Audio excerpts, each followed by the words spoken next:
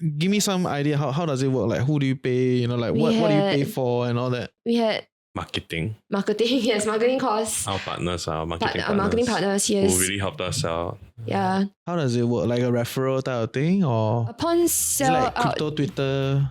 Percentage, yeah. No. It's not some random people you find out. Don't anyhow trust. They DM you, ask you, hey, I can do marketing for you. Oh my god, all of that. Yeah. All them are All scam. of that is scams, okay?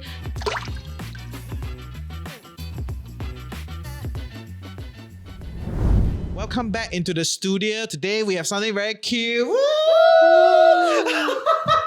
So yes, before we roll, maybe you want to introduce yourself and what is this? Yes. Hi everyone, I'm Chanel. I created an NFT project called Tasty Toastys about 2 years ago, and it started off as digital NFTs, but today it's a physical plush toy. Woohoo! Yeah. And Hi, I'm Richmond. I'm the co-founder of Tasty Toastys and Chanel's brother. yeah. And it's a big part of it because I think when I was talking to Chanel, right? I mean, y'all probably saw her in our previous podcast on e-commerce, right? Then after that, I realized, oh, this whole thing is not just alone. She's not alone in Tasty Toasty. There's a partner in crime at the back, right? Not always around and just trying to stop her from doing stupid things. That's the dynamics. How do you even get started in this together? Oh, okay. So I learned about NFTs when I was interviewing for jobs about 2 years ago. A college professor linked me up with one of his other ex-students who founded a wildly successful NFT company. And on that call, he gave me like a 1 hour breakdown of what NFTs were. I was like, what? And then I watched a lot of YouTube videos and had some leftover Ethereum from the previous crypto cycle. So I was like, okay, I'll buy some to try. Told my brother here about what I was buying, and he was like, interested. No, not yet. Because when you first buy, right, that time everything was very hot. Everything keeps selling out. And it was in the middle of the night because these are NFTs that are being dropped by like people in the US or overseas basically. And then he got very like interested. So I buy sell like Pokemon cards, like trading like that, right? So he's been fan of Pokemon cards since growing up. So I just told him about it. Then the second time round, we started to try and buy something. Everything sold out immediately again, like because we're not on the allow list, that kind of stuff. And What the hell is an allow list? The pre-sale list. But the thing is, when you're new, you're not special. When you're new, you don't know these things, or you just see you got the thing dropping, but you didn't have time to go and like get yourself on the list, right? Yeah, so we didn't know about all that kind of thing. I remember at 5 a.m. he was sitting on the sofa thinking, why are we always at the mercy of other people? Want to buy this, also cannot buy. He was like, we go make our own one. Yeah. You want to chip in on that? Basically, there was a project. What whale? Cyberkongs. No. As in, we were trying to buy Cyberkongs, but there was a whale project that a 12-year-old kid made. Oh, weird whales? Weird whales? Yeah. I can't remember what it's called. I think it's weird. It's made by a 12-year-old kid. Yeah, and I was just thinking myself, if a 12-year-old kid can do it, So can I. Yeah, so can we, so can anyone. Like, Yeah. God help us to like, there's no way we can't make this. And then what happened? I was like, we're gonna make it. I'm gonna let you know in a week whether we can make it. We're gonna make it. Then after that, I just went to my room, set my computer this was during COVID, so a lot of free time. Just set my computer and stare at like. Were you employed during COVID? Yeah, I was employed. Never got free time. I got lah. I mean, work from home. Work from home. Tarik your message. Okay, please continue. I mean, kid, so work from home like in between, and then after work, just In between. I was sleeping 3 hours a day at that point. Oh my god. Yeah, so like in between what I was supposed to do, like then work from home, you do a bit less. Okay, maybe not. So I spent like about 14 hours learning how to code every day for the first week, and then I decided, yes, actually I can learn it. And just like out of context, I only learned Python for data science in school. So for all the coders who know coding, that's nothing lah. That's really you can't like, do shit. You can't do shit. Yeah, you can't build shit. And then like I learned it all, and I decided that it's possible to learn enough to build it in 1 week. Then I spent like 20 hours, like 14 hours a day on the project itself.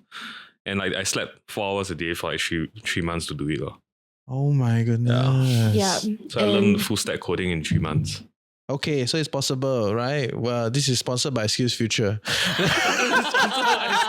Really? No lah, not yet. Skills Future, what are you waiting for? You see all these good stories, right? Yes. But it was very painful. I was very angry. Of course. Yes. It's very painful, He for sure. was very sleep deprived and very tired. Yes, and he was also project managing me to a certain degree because he put in so many hours into this. I was also employed at that time. In fact, I took a new job, and I was like, yeah, maybe some part of me was still like, just do it and see how. But for him, he was like, I already learned how to do it. You better like, like bring your worth to the table also. Because my worth was drawing the characters, doing the marketing, doing the selling. I know you're the non-tech founder. Yeah, the yes, hustler. correct. Okay, and then after that, what happened? Share with us a little bit more on the story. Of course, eventually they sold out, yeah. Okay, so that's why they are here, right? And I got them on, okay, because I wanted to discuss a little bit more about this whole NFT thing. Like, is there a future? What are we looking at this and all that jazz? And I know if I get other big boys or big service providers in, right? They confirm shilling, right? Confirm is cheer. Ooh, very good, right? So I want to hear people been there, done that, in the ecosystem, like where is it? So Yeah. eventually this whole NFT project sold out. Yes, right? yes. Yeah. But the first time round that we launched for sale, I didn't bring my share to the table. I let him down. It didn't sell out. In fact, we sold only you 200. sold twice. Yes, we attempted to sell twice. So the second time round was successful. First time round was not. So Okay, wait. Let me Yeah. understand a little bit. So you were designing the Yes. NFTs and then you learn to code so that you make it into make the product, right? So Yeah. that comes together to form the product. correct. And then you have to launch the product. Yes. But the first launch was a fail. Was that fail? Yes. Okay. We collected like all the pre-sale and everything. But okay, so for context, right? To be a successful NFT project, you need to sell out with a bang. And on top of that, after it sells out, right, people need to keep trading it. So that's how you see the escalating prices and all the prices you see in the news. It's not the price that the original NFT sold for. It's the price that the secondary resale value eventually climbs to. Okay, so I didn't build enough hype to not even pass the first the first layer, which is to sell a finish, and then after that you still need to continue building the hype so that people want to keep trading, so that it keeps going up. Okay, and on that count we have still failed, but on the but at least we sold out our inventory of NFTs, so to speak. Okay, but the first time around I just didn't build enough of that groundswell, and looking back, I think there were a couple of reasons why I thought we could do it but I didn't. But it's been so long, and a lot of the NFT market dynamics have changed since then. Like, for me to rehash it now, I don't know whether it's valuable info for listeners. But basically, first time around we didn't sell finish, and I think everybody who originally came in to buy and support us all a little bit disappointed. But if we had decided to close shop then I don't think anyone would have also faulted us, because like we tried, we were honest, we put our faces out there. But I think we were not happy. We wanted to. Yeah, we were like, I was like, no. Like, at that point I quit my job already, because you all in. all in already. So I was like, you know what? On the bread. I just need to make it work. Like, okay. And yeah, and then I bought another ticket to fly to the US for the second time round to see how else I can expand and grow the whole thing. And the second time round, when we relaunched it, we lowered our pricing, and also we only did it when we were very certain that there was more liquidity in the NFT buying space. So there was about a 3 months gap between both times that we tried to sell. The first time round, that particular week, it happened to be down. Like, people were not buying as much and as freely. But the second time round, when we launched, people were buying like everything and anything. So that helped us also. Yeah, because timing. Yes, timing is very important for this game. Nice. Okay, so when you were in the US, what did you learn then? Wow, I learned that. And what made you what changed your strategy? Meeting the right people, very important. I met people who are very happy to support us in terms of sharing our project and what we wanted to do. Or they just look at the art and they were like, yeah, I think this has potential retail value next time. I'm happy to support you. I mean, there are many worse things that people have bought and sold out and made more money off than this. So they were like, yeah, you seem like a very responsible, honest person. We'll be happy to like give you a platform to share your story and give you that push. So those people I could not find in Singapore, to be very honest. Interesting. Yeah. Okay. And not enough.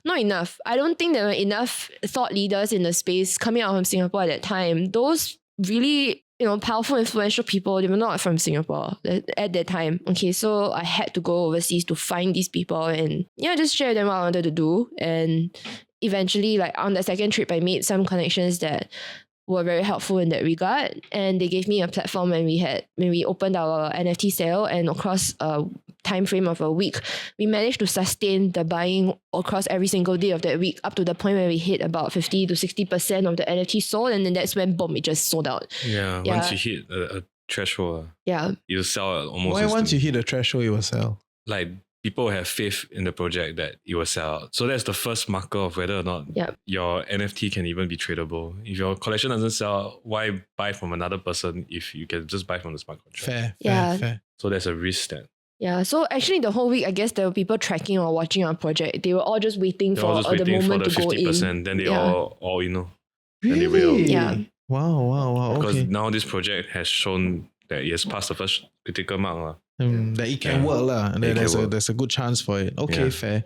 And then after that, what happened? After that, Like in your NFT journey, honestly, it was a blur. It was a whirlwind because there was a you were lot all of over the news. there was a lot of Yeah. excitement, and like we finally sold out. Everybody asking, "Oh, what are we gonna do?" And then we started saying, "Okay, we're gonna actually make the prototypes of this." So started making the prototype of that. Like, from last year, like we only had this, and then this year now we have all of this. Also on TikTok Shop.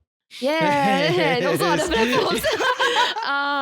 And then we even got like people. Oh, when we organized community events, community parties, just started to bring people from the NFT scene together. In fact, like I think I was one of the first to even have that kind of event, because back then still got social gathering restriction. I don't know whether you remember, only 5 people at a time.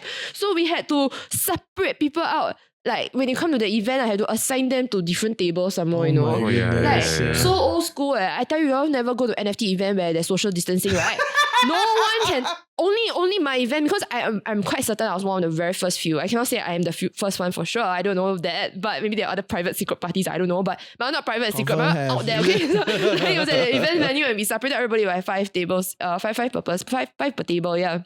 So that was how long ago this was, and we started doing events, started growing the community spirit that way, and then what else? Yeah, I started prototyping things, flew back for next round of NFT New York, just to keep trying to integrate us into the community and everything. We got a lot of media appearances, this and that. I got invited to guest teach at a school on the topic of NFTs. So I did that for a year.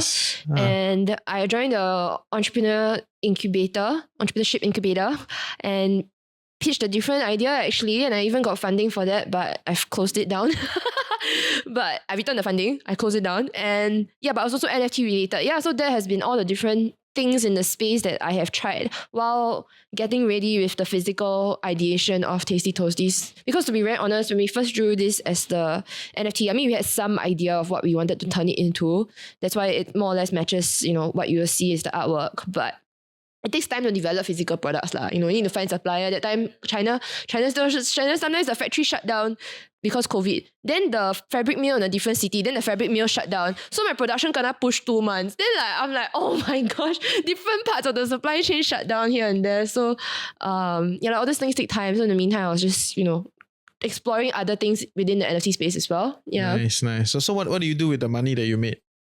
Selling the NFT. It's a sellout, right? If it's sellout, how much do you accumulate in that sellout? We sold each NFT for 0.02. And we sold Ethereum. 7.6K, but we had 1+K in whitelist and 300 ported over from the original sale. Yeah. So our total about was 5,000. So we sold about 100 ETH. Yeah, 100 plus ETH. That's pretty ETH. good. That's When like each was- 300,000 at a point in time. At that point, that was, I think 300,000. Yeah. Then we paid all the people who helped us, of course. Give Friends. me some idea. How does it work? Like, who do you pay? What do you pay for and all that? We had Marketing. marketing costs. Our partners, our marketing Our marketing partners, who yes. really helped us out. Yeah. How does it work? Like a referral type of thing, or Upon is it sell like out, crypto Twitter?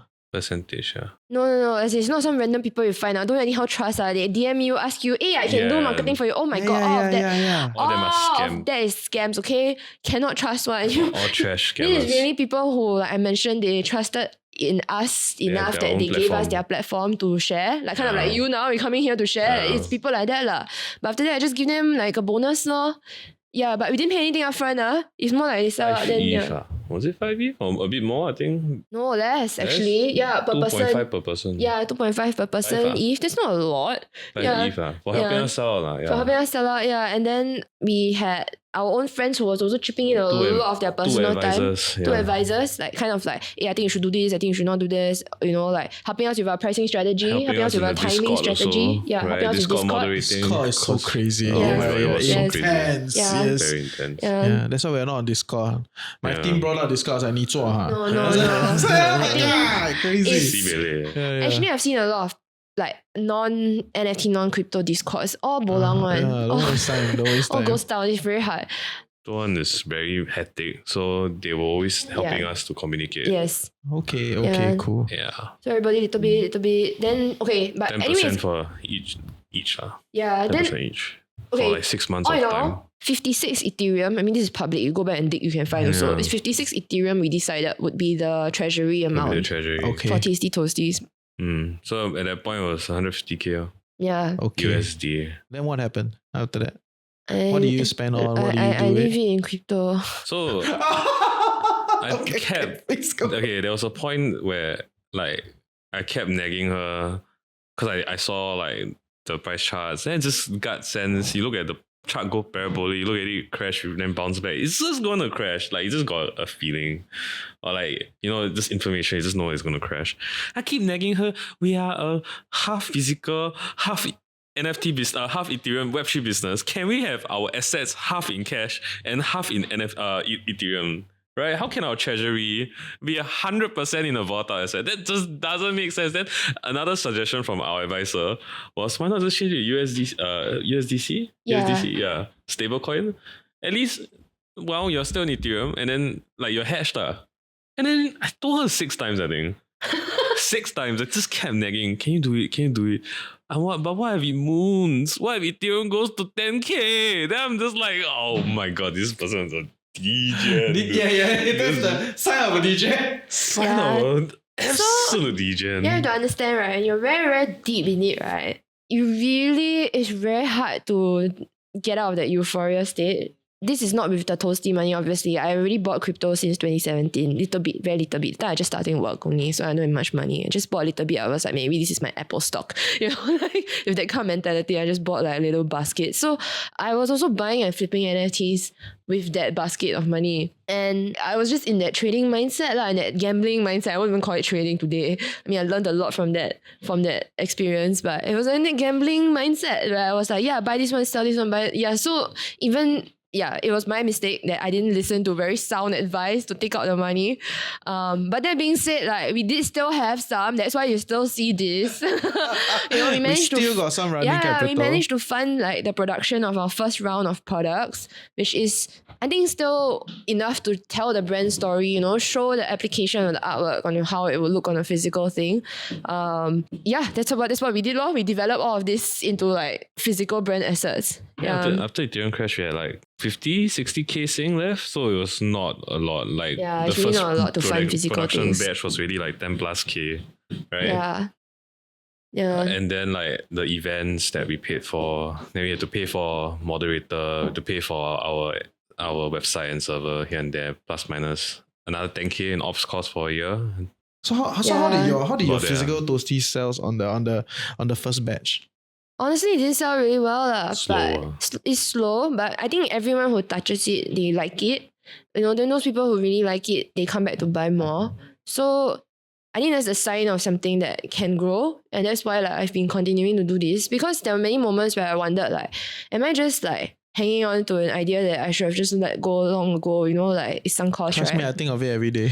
Yeah. How am I still doing this? How long is too long? I mean, we're all rational people here. Was this just a dream that was fueled by hype? NFT hype? Does it not really based on anything solid and foundational. And for a long time, I think I was also like one foot out of the door because I went to try other things. Like I mentioned, I went to guest lecture. I went to join an incubator program, and at the program I pitched like building a SaaS product for people to run their own NFT loyalty systems. Which by now is everywhere already, right? All this no, NFT it's ecosystem. Not. No, it's not. So actually, I still believe in that idea. I just think that it's the wrong time for me to be spending all my resources on that and bleeding through my head, getting people to want to use NFTs for brand loyalty. The big boys are already doing that. Starbucks is the most famous one done that. Reddit is a very successful collectibles program. Nike's still going on. That, right? Yeah, even McDonald's Singapore, they collaborated with a local artist to do this. And it's pushed by Bandwagon Labs, which is also Singapore based. But I won't say it's everywhere. As in, like, there's so many small loyalty apps out there. There's no way that if this is mainstream enough, like just the few that we currently have can serve the whole market. So I still believe in the idea. I think it's more just the timing. The timing. Like FTX went down, Luna went down, other way around, and then so many people lost so much money that the word NFT and crypto has become synonymous with like bad stuff again. This happens every cycle. Degen. He's just whispering there. You just had to do that. But I would say one foot out of the door because as all other entrepreneurs here, maybe you've experienced before, you maybe are the kind of person who have a lot of ideas, want to do a lot of things, right? And those ideas can be all applied to maybe one broader idea, or it could be that you have you want to start 5 different businesses because you got the money, you can delegate whatever, but you're an ideas person, and I tend to be more on the ideas person than a executional person, I realized. So I was trying all these things, but that took away my focus from this. I was the things are in production anyway, but then my marketing, I never create that much content. I don't really like to create content, to be very honest, but I have to do all those things so I never do that fast enough and keep it up fast enough lor. But I think after going one full circle, trying all these random different things, and you realize you're just running away from the problem. Yes, exactly. I was running away from the shame of not listening to him to change the money out. Everything crashed, and then running away from the regret of maybe taking too long to make certain decisions. I think I honestly took quite long to make certain decisions. Right after we sold out, people wanted to invest in us, and I was let me think about it. I never got back to them. And I don't regret it now because I think if they had invested in us, it might have given me more pressure than I could have handled at that time. Have more pressure, because I was already facing a lot of oh my God, did we really do this? I don't think I was mentally ready. Because we rushed into it. Imposter syndrome. Yeah, imposter syndrome was extremely high at that point. She keep telling me. I tell you right, I learned about it August 2021, okay? And at the same, that was on my interview period, right? I took a new job shortly after that. September, October. Yeah, I think I quit that job in October 2021 because I was drawing this in September 2021. November 2021 was when we did the first launch and fail. How sian. Then December, January was when we relaunched. January 2022, we relaunched at the end of the month, right before Chinese New Year. Our Chinese New Year, we never go out. We just sit at home and sell the NFTs. Then February 2022, we sold out. That's a very short amount of time, It's 6 true, months. 6 months. And from someone to go from that 9 to 5 mindset, I mean, I always wanted to do my own thing, but I never thought it would be so soon, so fast. I always thought maybe in my 40s or whatever, I already a little bit more comfortable, then more financially ready, more mentally mature. So suddenly after that, we sold out, everybody asked me, oh, what can you do? What can you do this? And then I got interviews, I got media, I had opportunities on the table. I honestly was very stretched and very unprepared, mentally unprepared. I still remember the day the CNA article came out, right? And then everybody was texting me congrats or sending me screenshots. They saw the articles, my own personal network. And I was like, congrats what? Haven't even sell out, congrats what? I just remember thinking, this is ridiculous. This is not real life. So I think it took me a while to reconcile my life last year. I was still doing all these activities, trying all these different things. But now I'm at a place where I ran around like a headless chicken, and I'm like, you know what? The answer was right in front of me all along. Just focus. Just make your original plan, which was make these cute things, see whether people like it, and then keep putting the brand out there, and then just take it from here like a traditional brand lor. The NFT thing was a cool starting story, and will always be a part of our DNA. Anytime there's something cool that we think we can afford to do, or we think we have the resources to do, we will go and try in the Web3 space. But it needs something very strong as the foundation. And I think the strongest thing that you can build today is a brand, right? Because the brand is an intangible concept that can be applied to different mediums. And NFT is one medium. It was a medium that gave us that firepower to start, but it's not enough on its own. And that applies to like every single big brand out there. What Coke, they got their main product, they got their drink, but they also got like so many other expressions of their brand on like different, collabs, partnerships, all that. So it's just a medium, right? They also launched NFTs, by the way. I know, didn't perform very well, by the way. Yeah, or maybe they sold out, but then don't do what, so all the big brands also chimed in. They did their own NFTs, but just need to build that thing that other people maybe had for 10, 20 years before they did NFTs, but I don't have. I just need to build the other half now. I know. It's the same as my personal experience with media. Like, I'm not a media insider, right? So after the podcast blew up, right, then you had all these other things that come, sponsors come, like people want you on their show, people want to come on your show. At first, you're like a dog, can you come? Can you come? Can you come? After that, it's like there's a queue. Yeah. Right? Nowadays, people want to introduce me people. I got criteria some more, right? It's like it just blows up, but then you look at it, it's like, some things are good, some things are not so good, like, and then you look at other brands, you're like, oh, they're doing damn well. And after you think about it, they've been in the media game for much longer. They've been at it for like, half their life, right? So they know how to play as the game plays on. Whereas like we are just learning on the go, right? It's like, okay, what's next, huh? Right? And I think you were even more of a frontier in the game that you were playing. Like, not a lot of people to tell you what's next, right? So it becomes very, very, very challenging. Okay, fair. And then if someone today wants to like kind of do an NFT, like is it still as difficult, or like how is it like, is there still a future, right? It's like, or should you just go and do other things? I think if you want to get into it, don't sell the NFT. You build the shovel. So you build the things for people to use when one day somehow there is a demand for NFTs again. I think that is a wiser thing. Like, why build the computer? Build the graphic card. You know what I mean? Okay. Yeah. Okay. So that's your view. And what about you? I think we wait until 2024 to see how. I mean, you get in now, like you're competing against so much noise. There's no space for you to sell your product. Not in Singapore, at least. You probably have to do what Chanel did, which is keep flying overseas to network. You're talking about 30 to 50K networking costs, and then projects that sell out, I think, are really crypto native. Yeah.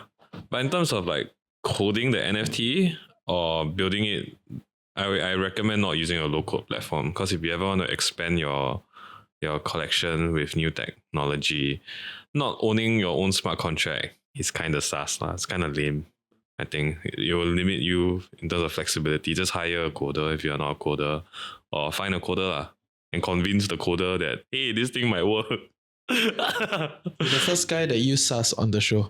Oh, is it? Like, I issued an NFT for that. Okay, first SaaS on TFC. Yes. Okay. Fair. I think there are ways to do it still. It's just it really depends case by case basis. Yeah, and I think you will find more success if you are extremely crypto native, because those are the people who are looking to buy fun stuff with their crypto, and their whole worldview, their whole frame of mind of their financial position is crypto based. It is not fiat based. I get it. Yeah, that is your true target audience, and if you can build that successfully, then eventually the thesis is that when the world is more crypto based, then they will come for all these OG assets, right? Yeah, if you're willing to do that, you yourself very crypto native, then okay. But if you're not, then don't. Go somewhere else. Go somewhere else, yeah. Or look at the infra, like I think one of the smartest people, I think, has built this product called Crossmint. But I don't even know the guy, by the way, so it's not a plug or anything.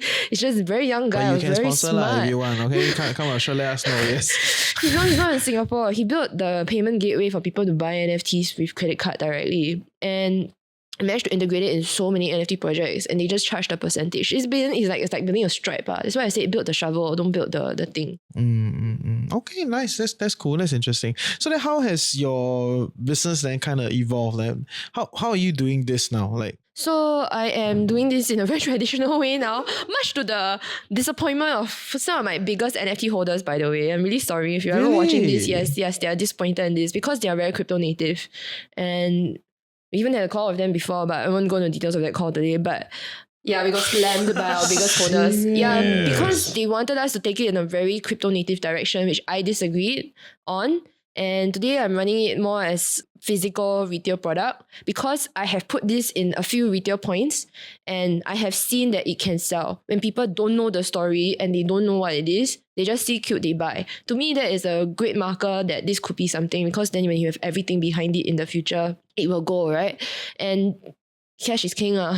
And she shared quite a bit on another podcast that we did about e-commerce. Okay, you can check out that one. Yes. Please continue. Yeah, no. So basically, like, I'm focusing on treating it like a physical business where I keep designing new things and then trying to like have a tango on when to launch the new things versus when we have enough audience, because I don't want to keep my things tied up in inventory. So recently I have been doing... a whole difficult... Yes, fulfillment inventory. Yeah, so recently I've been doing a lot of sales on TikTok Shop, which has been doing really well. Last week I was the second top seller amongst like some new sellers. Yes! I even got like in some image, later I show you. Oh my god! Okay. And I only streamed for one day that week. I only streamed on 10:10. So I was like, It works. It works, right. yeah. Yeah. Like even on live stream, which is live stream sales, which is quite a niche way of selling, but it's like an easy way to start, right? So I'm like, okay, this has proven enough traction in the local stores that I put this in. It's proven enough traction in the booths that I'm doing on the weekends. Every weekend I like profit. I don't just break even. I cover the cost of the rental for the weekend. I'm like, okay, I cover plus I profit. And then on the live stream, I'm also profiting. So I'm like, okay, I mean, all these little chump change here and there adds up over time. It gives me the confidence to design more things and launch it out in like launch more products next year lah. Physical things take longer time to develop, I think, because you have to go back and forth, and then when you're new, you don't know whether the supplier like the quality come out nice or not. So yes. Yeah, so we're gonna sell a coconut next to the toast, right? Can. Legit. Yes. Hey, when we launch it, you must buy. Yes, okay. we will do issue. TikTok shop. We will issue a free NFT. Don't need spend money. One very easy. Issue a POAP for you. So So I think So just now you also asked me, whether you can do. Actually, NFT is a very good way to gamify. It just so happens it's an NFT, but actually it's not any different from like a loyalty stamp. So like it could be like every 3 shows that you listen to from his podcast, you will get like a POAP. You can go claim a POAP. You just need to screenshot something that proves that you've listened. I don't know how you do that. They don't tell me, they just scrub to the end. I don't know what that was. Hey, you scrub. I will know. I'm very annoyed. You can see the watch time. I will see the drop. I say, hey, what's going on in this thing? So maybe you watch finish whole podcast, then you can go and claim a free like stamp to say you've listened to like this podcast. And maybe after like 5-10 stamps, then you get like a free sticker or whatever. I don't know. So yeah, there could be ways you can gamify that engagement. Yeah. We should. And after we go through our rebranding and all that, I think we should. So the other area of growth that I'm like trying to grow now on is just the usual Instagram, TikTok, like grow the social media numbers. Even though I am a firm believer that social media numbers does not translate to sales. One of the biggest like plush toy companies in the world, Jellycat, they've been around for like almost 20 years. I think they are like at least 20 to 50 mil company. They only joined Instagram last year. Okay. And they already have 100,000 followers. But why? It's because people already love their stuff on the shelves, right? So I think it's just about playing all of these different games all at the same time. Slowly but surely. The retail game is complex. Yeah, slowly but surely. Yeah, so you're doing retail and you're doing like e-commerce and everything. Okay. And to be very honest with the NFT holders, I'm very sorry I have fallen short on keeping a community going. But I genuinely think putting our brand footprint out there is going to be better in the long run. And that's why I've kind of let the community slide off already. I think it's very hard for me to sustain. Like every day talk to the same group of people. How is that the best use of my time? Right? And then sometimes got angry FUD. Still got FUD. Fear. Uncertainty, doubt. Okay. FUD, sorry. Okay. Oh my god, that's... Which is kind of crazy to me because like there were so many other projects that made money and ran off, made tons more money and ran off. Then you got no one to FUD. I'm here, I barely made money.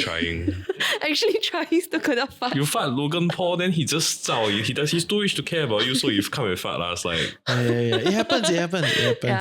Malaysia apasi that one. Oh really? Huh? Apasi. What's apasi? Why, I think. Okay. I know. Apaya. Anyway, I think it's the Indonesian way. The Thai is Alaina. But anyway, we're not going there. Okay, fair, interesting.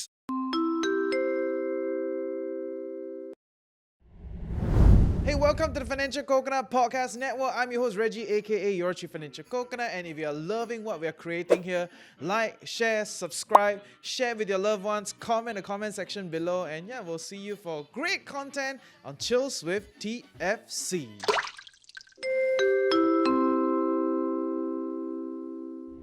So with that, right, then, but actually, it sounds like you're doing a lot, like, and it's not like the most profitable, like, you're still kind of like grinding it out, like, but how do you keep up with this? NFTs gave me financial freedom for a few years. And this is not from Toasty. This is a side event that happened through doing the Toasty quest. Okay, so you're playing a game. Imagine we're all in an MMORPG that is called Life. my character decided I would take on a quest to do an NFT project. Then along the way, I meet some benefactors and angels. Okay, like it's really a side event. On my very first trip to NFT New York, this was November 2021. I went alone. The flights to New York just reopened after like COVID, right? And when I went to events for NFT related things, I was like, hi everyone, I just, flew, not hi everyone. I just like introduced like where you come from, and I don't speak like a native New Yorker. I told them I came from Singapore to learn about NFTs, I'm going to do an NFT project, would like to learn more. People were very open and welcoming then because it was still not like max commercialized events yet. People at that NFT New York event were all very excited that there seemed to be something magical going on. Okay, I loved that event.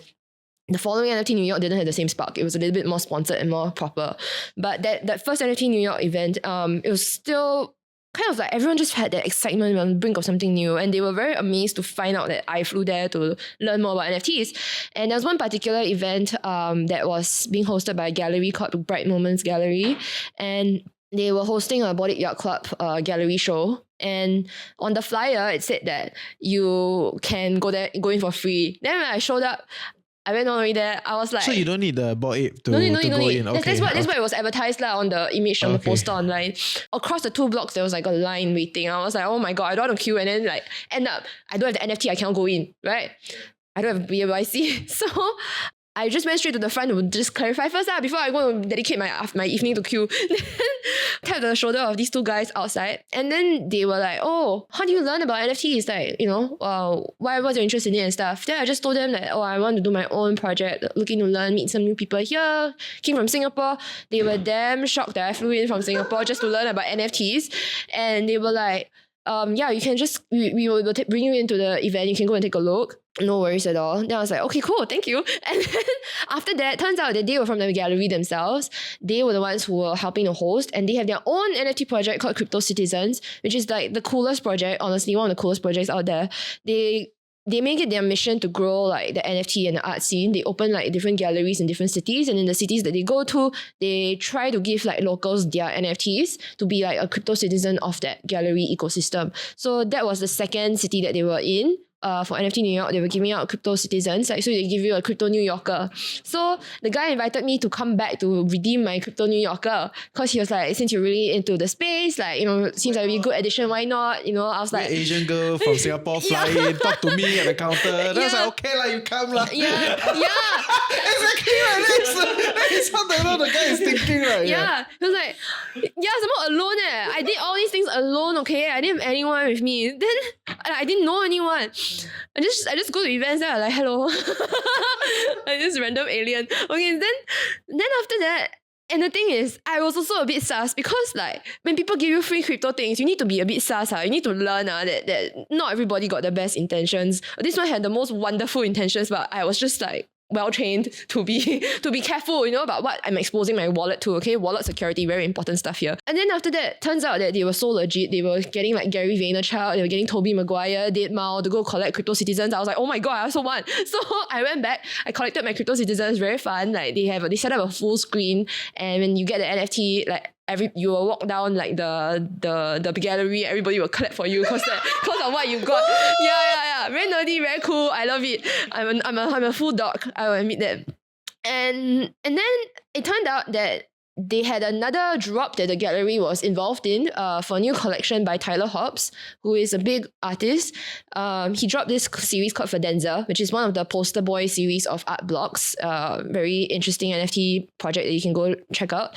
I won't even call it a project at this time. It's really like a poster boy for like NFTs platform, yeah. Legit art platform. Legit art platform, Yeah. right? So Tyler Hobbs dropping his next collection after the wild success of Fidenza for this series called Incomplete Control. And they dropped everyone who is a crypto citizen into the raffle to see whether or not you can get an option to get that piece. It's like a lottery. Yeah, like a lottery. So Oh, 1,000 is how many? 5 or 15? no 5. lah. 5 golden tickets. No, more than 5. I think 50 15, golden. I think 50 1.5. golden tickets. No lah. 50 meh?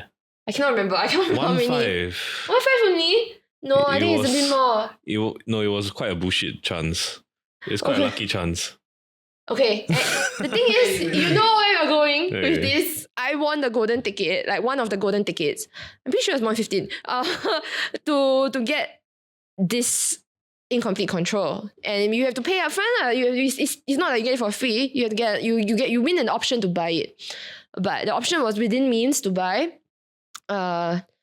With me and like my partner helping me. Okay, it's very expensive NFTs. For reference, Fidenzas are about 70 ETH. And at that time, 2 years ago, Ethereum was about 3 to 4K USD up and down, right? That's So 200 you do the over math. 1,000. Yeah. So that's a Fidenza price. But this is first collection. You never know whether the second art collection will perform as well as the first collection, right? Because it's Not like HDB block, right? no. And Second installation will be more expensive than the first one.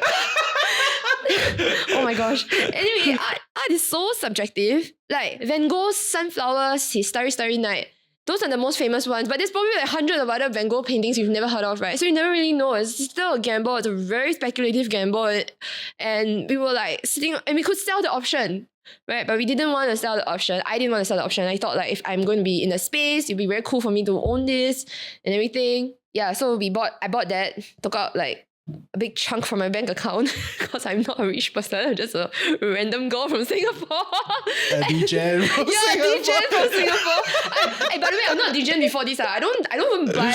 You ask me where's the Toto, that kind of thing. I don't even know. Okay, it was just because when I got into crypto, I genuinely thought it was a very cool product. Fair. You know, fair. like- yeah. You spent 40K, right? Huh? On the option. No, 15 ETH is how much that time? 60K. Yeah. Okay, yeah. About 45. Your partner also. Yeah, so I put in 2/3. Yeah, I can't put in 1/3. Yeah. And she never bought even a LV. Yeah, I don't own No a single branded branded bag. products. Oh The my one branded goodness. bag I own is from The my toasty mom. bag. No, and the toasty bag. Yes. Right? That's a branded bag. Yes, Yeah. yes. Yeah, and it's passed down to me like from my mom. So yeah, like it was crazy, and I was just like sweating all the whole time because don't know whether the money will go down the drain.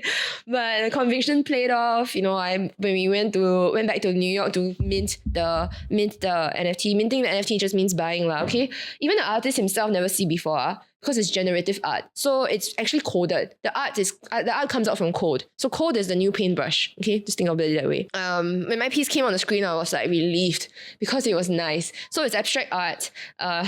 Abstract art. Abstract art's not supposed to be nice. No, but because it's a collection of abstract art. Okay. So within that, got different traits, got different color, different positioning, got enough negative space or not, too cluttered or not. And I don't know how to teach people this, okay? It's just I look at it, I think nice or not nice, okay? And it's obviously still subjective, but I think I looked at my piece, I was like, not bad, like really not bad, out of the whole collection. Pass. Yeah, yes. yeah. More than pass, I think. Okay, Above okay. average. So not the best, but above average. Then I was like, oh, heng, because that means that maybe someone want to collect it someday, okay? And that means that I can resell it. Because like I said, I put all my big chunk of my net worth into this art piece that is a very niche form of art.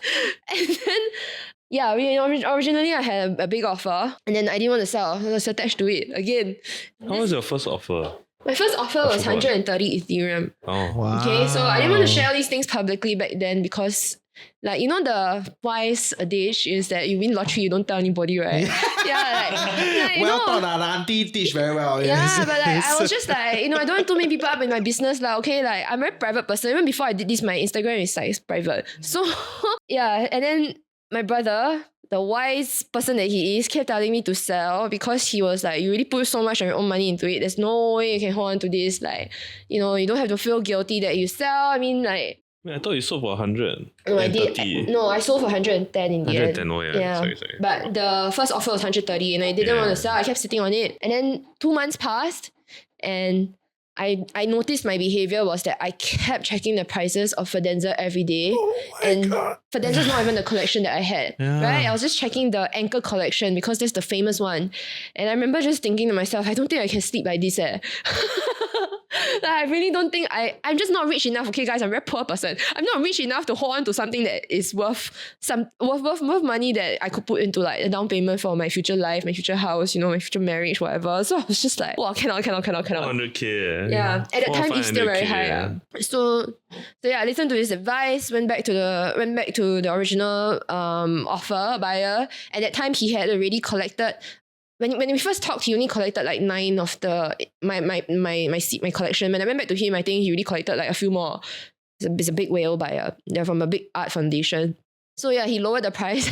No choice. Actually, you're damn lucky that your art piece came out the way it did, because he said this is one that he needs to complete his collection in his mind. Yeah, he's curated. He's curating the collection because it's green. Yeah, there were flecks of green in it. And there were very few other pieces with that much green tones. Yeah. So she's fucking lucky. Yeah, everything just lined up. And we had some other offers also. Like people were offering like maybe 1 Fidenza plus 60 ETH or whatever. I was like, no, straight up, just give me like the full cash. I don't want to have the trouble of selling the Fidenza in the future. So that's the offer I took. Yeah, and then that money, I listened to him. I changed a lot of it out to... Yes, I changed half of it out to... See, he even remembers the details. This guy is the number details guy. I'm just like, oh, every team needs like that one, right? You need some people that are just doing the thing, and then someone else is like, hey, this one cannot, right? It's always like that. Yeah, so I took his advice, I changed it out to cash, and that's how I have been managed... That's how I managed to live the way I lived the last 2 years, which is still just kind of like floating and figuring things out. Not the best way, not advisable, okay? But I like to think that someone up there has seen that I have been honest with my intentions in my NFT project. So while we didn't moon, we didn't scam people, we really just trying our best. And this fell on my lap anyway to give me the time that I needed to process all of it. Because like running a business, running what you want to call it, project, running anything, like it takes a lot of... I think the person needs to be 100% fully invested in it. And even though I had all these ideas, I still didn't dare. Okay, for a lot of the time, I was just being like rushed along by the market because we knew like if we didn't launch at this particular time, that's it. Like the window is all gone already, window of opportunity gone. So kind of forced ourselves into it. But honestly, I don't think I was ready. Yeah. I don't think I was mentally there. Anyway, sorry. Yes, so back to the story. I changed half, and then I went to Degen. I went to buy some other NFTs. They were all gone already. So like, thank God I got some cash. I had to scold her to even change half. I had to argue with her for 1 whole month over text. Then after that, on the day that luckily it's over text. Over text, yeah. On the day that I think one of the exchanges crashed. Is it Luna crash? Was it Luna crash? I don't think it was Can't Luna remember. crash. Either Luna or FTX lah. Those were the two big events. FTX was much later. This was still early on. If not, you'd be a broke bitch really. Yes. Yeah, I think it was when Eve was 3K, and then she was like, oh my god, what am my Eve move? Like, there's no fucking way it's gonna move. I told her like a hedge fund only puts 20% of their assets, like their net worth into one trade at any given time. So maximum like that's the max cap. You riskier than hedge fund. Like you see and this is what a lot of retail investors do, right? Then after that they lose their money, then they complain government will take care of them. You're just crazy. You might as well go to a casino, right? Play baccarat, dude. Play baccarat 49.5%, right? Just all in one time. Got better chance, right, than the way you all gamble. Seriously. Right. So anyone listening to this, right, you're like, oh, crypto NFT seems like a very good idea. Oh my god. Dude. Please, go in with a big like reality check. Because while I have been extremely lucky in many of these situations, blessed with somebody to advise me and hold me back. To tell them to take the money out. Blessed with the opportunity, blessed with winning the lottery, so to speak. Goodness. Like, even then, I still, fall. Like, imagine you don't have all of these things and all of these like luck. Gone zero. Very Back scary. to zero. Back to zero. And when you never... And you have more when you make more money than you make in like a year at one shot, right? I tell you, and you don't have this kind of experience, you don't come from a rich background, right? Your mental model is not stable. Okay, like, I went through that. It gets reshaped. Yes, it's true. I went through that. was weird. Yeah. Suddenly the possibilities open up. Yeah. Then your mind will entertain things that you never entertained prior. Yes. Right? It gets very like, why am I doing this? Right? Yeah. My worldview changed. And I went to therapy, right? And then I asked her, like, how come I still feel so down? You know, some days I still feel like, wow, worse than ever before. Like, I thought I accomplished what I wanted to do. She told me that a lot of entrepreneurs are thrill seekers. And when they are down, right, your down is very, very down because you don't have that high. Basically, we are drug addicts. But the thrill that we seek is not the drug. It's the thrill of that accomplishment or that win. Okay, so she basically told me that at therapy. I was like, oh my god, because there were days where I was just very, very down. I got all this like money, even if the time still in crypto and cash, whatever, it's more than what I normally have. I was still like just more anxious than ever. You know, I don't know how to deal with it. Like, I was just like, no, I didn't expect all this to come. Very psychologically tiring. I didn't realize that I was drug addict. Always seeking a thrill. She's a thrill seeking behavior. Oh my goodness. Okay. Thanks for sharing the story. Right now you know why Chanel can keep continuing this but not selling forever. plush toy and the booth like that. I was like, girl, 你怎么赚钱? I was like, okay. Not forever. I mean, like, at the end of the day, living in Singapore not cheap. I mean, I want to. I'm sure you want to crack this. Right? Yes. So yeah, tastytoasty.com. Yes. Any last things you want to add for our listeners thinking of NFTs or all that jazz, like whether building or investing? I think you really need like a 20-year plan. Yeah, Tasty Toastys got 20-year plan, okay? You don't think you just see plush toy, they got no plan. Got plan one. Got roadmap, yeah. And the roadmap serious one. You don't just go and look at people and copy. Like, I mean, you can do that for a start, but you need to have your own edits. And you need to Not be very comforting. No, but you need to have like a foundation for what is it you're trying to build. And I think like NFTs are one part of a multifaceted plan. And you need to be very certain on that. It could be that it's just NFTs also, but then you need to be extremely crypto native, I think, for it to be wildly successful. Or you know enough crypto native people, let's say you're an artist, you just go out there and tweet your art. You think people will see, man? No. You need to be able to know how to play the game. I mean, in the art world also, you want to sell your art, you need to know all the galleries. You need to be friends with all the tai-tais or the people who can afford your art. It's the same thing in crypto. You need to know the whales and they need to like you. So they need to see you as a 小小 DJ girl that flew in from Singapore. More than that, okay? I remember very clearly because we're sitting across at lunch. He looked at the name card. He was like, I used to have an ex-girlfriend who would buy everything cute. And I think this could be one of those things. Okay, so like he actually saw value in the thing itself also. But I think you need to have that plan. How are you going to scale? Obviously overseas, licensing, IP. That's a whole other ball game. But you need to know, and most importantly, you need to have somebody who is on your side to give you good insights and be real and honest with you when no one else will be. Because when the hype comes, everybody will just chong. But chong within what reason? Who is going to be real with you? You need that person. Nice. What the voice of reason have to say? If you want to do NFTs now, I mean, you're making a bet. I mean, we were discussing the other day buying a CryptoPunk now. Like legitimately, like I think it's what, 100, almost 100k Sing? Is it more than that now? More than that lah. 100. I also don't know because it depends what punk you buy. 150 for Punk, but the thing is, punk if you buy it. Sorry. The thing is, I don't think. I don't know. Okay, come share. Okay, so like now it's at the absolute lowest it will ever be. And then you're making a bet on whether or not NFTs will come back in 2024, 2025 if Ethereum comes back up. As in, do you think first is Bitcoin and Ethereum will go back up? Then do you think that CryptoPunk will survive? It's the OG. So if you bet on these two things surviving, buy a blue chip. If you can afford, that's all, yeah. And make it, like, let it be 10% of your net worth, please. Like, so 5-10% of your net worth. First. Just be a moderately. If not, don't bother, I think. There's nothing else worth buying. Nothing else that's that resilient. Maybe Pudgy Penguins because it's quite cheap, right? Pudgy Penguins, I don't know now the price. 1 ETH? No, 3 to 5 ETH at least. Serious? Yeah, because they launched all their toys at Walmart. Doing toys also. Yeah. And they're at Walmart. So like you want to buy a blue chip. If you're looking at building, learn how to build first, then wait and see. You launch now, who you going to sell to? Yeah. You launch now, right? I tell you, very hard to sell. Yeah. Unless all your friends are already in the space and they have that kind of influence. Then you build already, what next, right? So the big question about NFT is what next? And then like, it's supposed to be in the metaverse. But the metaverse is not out yet.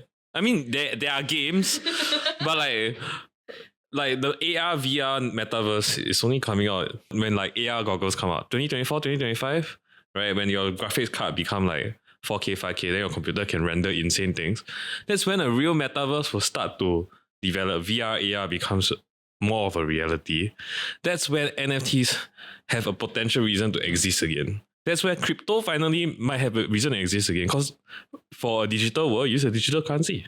But until then, you just wait and see. Don't waste time first.